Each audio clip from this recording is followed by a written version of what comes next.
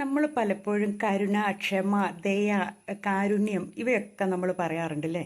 ഭയങ്കര കരുണയാ, സ്നേഹമാ, ദയയാ എന്നൊക്കെ പറഞ്ഞുകൊണ്ട് എന്നും പറഞ്ഞുകൊണ്ട് ഒരാൾ നമ്മൾ ഉപദ്രവിക്കുകയാണെങ്കിൽ, ഒരാൾ നമ്മൾ ചീത്ത പറയുകയാണെങ്കിൽ ഈ കരുണയും ക്ഷമയും അല്ലെങ്കിൽ കാരുണ്യം കൊണ്ടൊക്കെ വല്ല പ്രയോജനം ഉണ്ടാകും? അത് നമ്മൾ കുറേ നേരം ഒരു പ്രാവശ്യമാണെങ്കിൽ നമുക്ക് വേണമെങ്കിൽ ക്ഷമിച്ച് നമുക്ക് സ്വയം മാറിപ്പോകാം. ഇത് സ്ഥിരമായി കഴിഞ്ഞാലോ നമ്മൾ പ്രതികരിച്ചു പോകൂലേ. അപ്പോൾ പ്രതികരിക്കേണ്ട സമയത്ത് നമ്മൾ ഇതും വെച്ചുകൊണ്ടിരുന്നിട്ട് കാര്യമൊന്നുമില്ല. പ്രതികരിക്കേണ്ട സമയത്ത് നമ്മൾ പ്രതികരിക്കുക തന്നെ വേണം. അത് അടിയാണേലും അടിക്കടി അല്ലേ, അടിക്ക് പറഞ്ഞിട്ടില്ല, തെറിക്കുത്തരം മുറിപ്പത്തൽ എന്നൊക്കെ നമ്മൾ കേട്ടിട്ടില്ലേ. നമ്മൾ പറയേണ്ടടുത്ത് പറയുക, നമ്മൾ പ്രവർത്തിക്കേണ്ടടുത്ത് പ്രവർത്തിക്കുക. അതല്ലാണ്ട് എല്ലാം അനുഭവിച്ചുകൊണ്ടിരിക്കേണ്ട കാര്യങ്ങളൊന്നുമില്ല.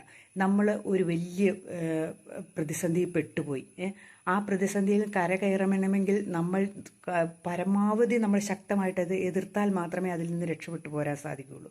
അല്ലെങ്കിൽ കുറേ പേരെ അടിക്കുന്ന ഒരു സ്ഥലത്ത് നമ്മൾ പെട്ടുപോയി, അടിക്കുന്നിടത്ത് തിരിച്ചടിച്ചാൽ മാത്രമേ നമ്മൾ രക്ഷപ്പെടുകയുള്ളൂ എങ്കിൽ നമ്മൾ അത് തിരിച്ചടിക്കുക തന്നെ ചെയ്യും, ഇല്ലേ.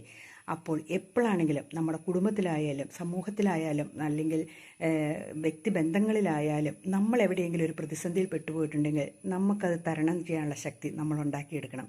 അതല്ലാതെ അതിൽപ്പെട്ടിട്ട് കരുണയുണ്ട്, ദയയുണ്ട്, ക്ഷമയുണ്ട് എന്നൊക്കെ പറഞ്ഞ് നമ്മൾ മിണ്ടാണ്ട് അവരുടെ ചീത്തയും അടിയും ഒക്കെ മേടിച്ച് ഇരുന്നിട്ട് ഒരു പ്രയോജനവുമില്ല. നമ്മൾ രക്ഷപ്പെടാനാണ് ശ്രമിക്കേണ്ടത്. ഏതവസ്ഥയിലാണെങ്കിലും എപ്പോഴാണെങ്കിലും നമ്മൾ നമ്മുടെ കാര്യം നോക്കുക, അതാണ് വേണ്ടത്. അല്ലാതെ മറ്റുള്ളവർ വന്നിട്ട് രക്ഷിക്കുമെന്നോ ഒന്നും പ്രതീക്ഷിക്കേണ്ട. നമുക്ക് രക്ഷപ്പെടാൻ നമ്മൾ മാത്രമേ ഉള്ളൂ, അതേ ഉള്ളൂ നമ്മുടെ ജീവിതത്തിൽ.